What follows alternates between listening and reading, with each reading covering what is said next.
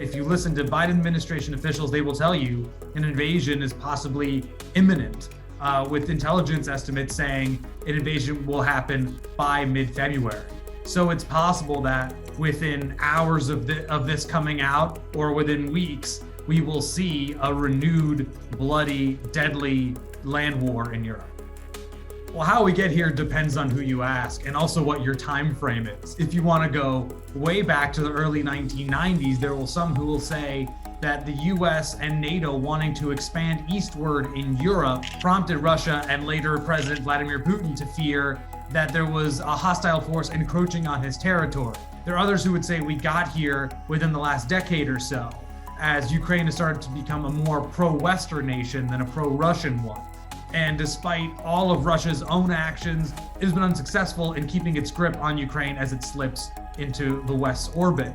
And it could be also on a bunch of European leaders who have decided not to prioritize security. But the more people you talk to, the more they'll say, this is on Vladimir Putin. We would not be in this situation if he didn't decide this was a moment in which to rattle the world, to invade Ukraine, and try to upend a post-World War II order and incite a new land war in Europe. There are two factors here that could be playing into Putin's calculus. The first is there still is an ongoing war between Russia and Ukraine. Russia did annex Crimea in 2014. The second part, more speculation than anything, we are in an era of pandemic, and Putin is purposely kept away from a lot of his inner circle because they're worried about infecting him, and there's quarantining and all that going on. Perhaps he's not getting the right advice he would be getting from some people in his inner circle. Perhaps this man, who believes that the fall of the Soviet Union is one of the greatest geopolitical catastrophes in recent memory, is now stewing by himself.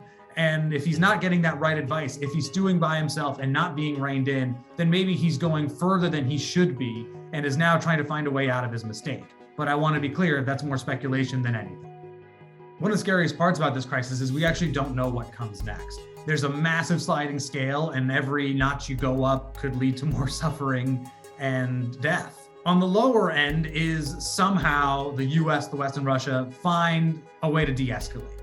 That, experts would tell me and others, seems unlikely at this point, mainly because if he has roughly 100,000 troops on Ukraine's border, it's really hard to move away without doing anything without Putin seeming weak. Somewhere in the middle is everything short of a full-scale war. Perhaps some missile launches, perhaps a few thousand troops go over and try to take a bit more territory.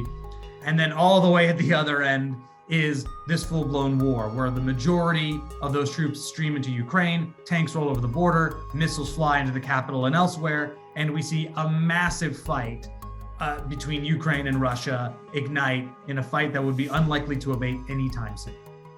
The only thing that the US and NATO are really trying to enforce at the moment, outside of Ukraine's territorial integrity and sovereignty, which is important, is a grander norm about how countries interact with each other.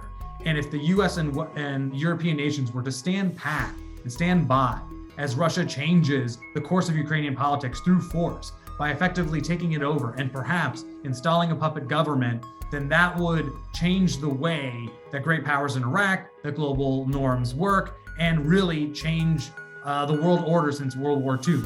For those who fear that this is the outbreak of World War III, I would not panic. It is currently not at that level of alarm. The current threat is a massive war between Russia and Ukraine. That war could spill over into a larger fight. There is more than a 0% chance of that. No one should minimize that risk. But at the moment, there is no appetite from the US or European nations to get deeper involved and actually fight shoulder to shoulder alongside Ukrainian troops against the Russians. At the moment, it does not seem like that's likely, but the longer a war lasts, the more chance that could happen.